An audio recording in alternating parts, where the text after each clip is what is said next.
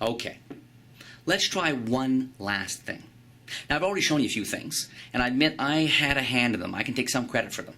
But this one comes down to you. In fact, not just you, it comes down to your imagination. This will work or not work based on how strong your imagination is. Now, along with the deck of cards, we're also going to use a blindfold. Now, don't worry. At first you can see it's a fancy, very fancy paper blindfold. I'm not going to blindfold you. I'm actually going to blindfold the pack.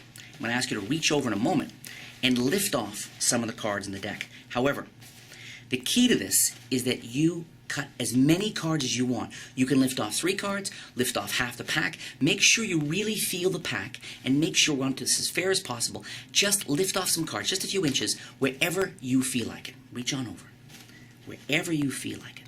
You're sure, right there. Okay, I'm going to let you take a peek at the card you cut to. Take a look at it. Remember, keep it in mind. Okay, you cut to a card. I'll take the rest of the cards back.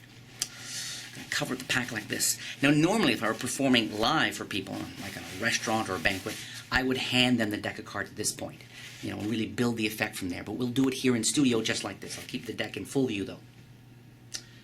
You're thinking of a card. You cut wherever you want to do in the pack. You have one card in mind. I want you to forget that card. Yeah, that's right, forget it. Instead, let's focus on the other cards. Let's start with the red cards. I want you to see them. The hearts, the diamonds. See them in your mind. See all that red, and now imagine that red getting softer, lighter. It goes from red to light red to pink, and then from pink to gone.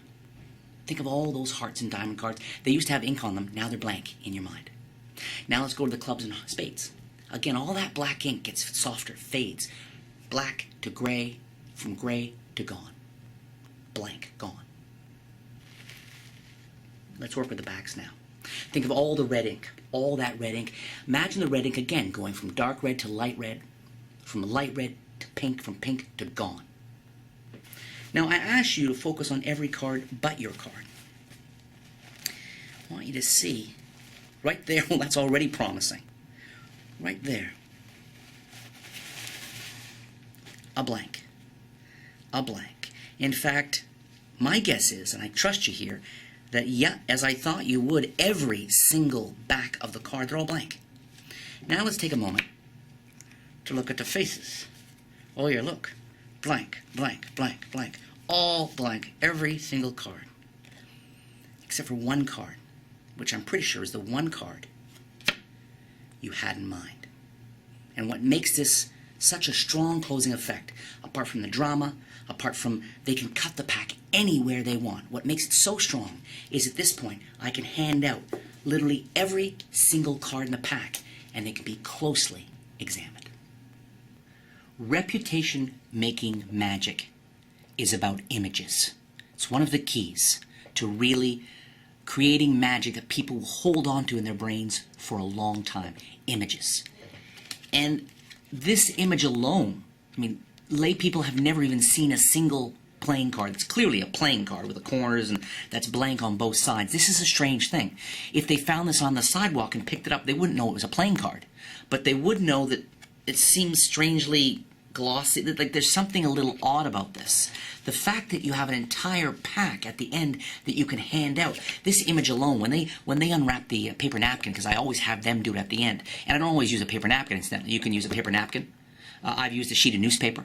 I've also borrowed a sweater from someone and just draped the sweater if it's not too thick, skiing sweater. If it's just a light sweater or someone's jacket, even can drape it over. They can cut the pack through that. So you can incorporate that. It's one of these things that has a lot of flexibility. Done this close-up, done this stand-up, because this, again, you can see this from probably, certainly 100 yards away. You can see the cards are totally blank.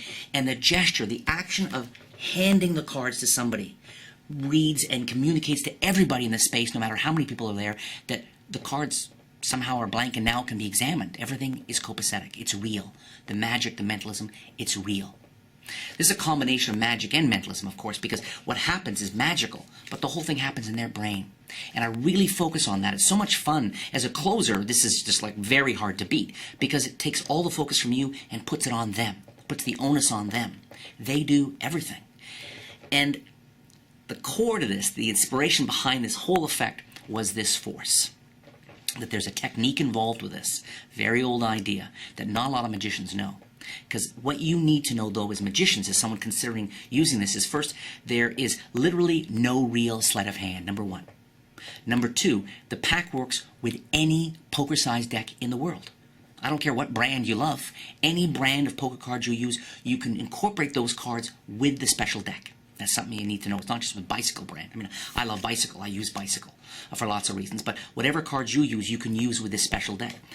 As for the very special technique that does the force, you need to know that they can cut the cards anywhere they want. I'm not using some sort of pinky force on the cut or forcing a cut. They can lift 4 cards. They can lift 40 cards. Free choice. And that's really important. Really important with this. They can cut the cards anywhere they want, and yet, you're in total control the entire time. It's an awesome, awesome force. When I first came across this force years ago, my brain sort of said, okay, what's the best way to squeeze the most magic out of this technique? And this is definitely it.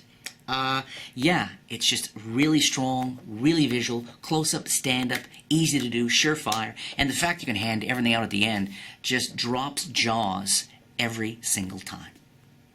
And included with the instructions are not one, but 2 very special bonus handlings. One is something I call LITMUS test, and I've been doing it for a long time.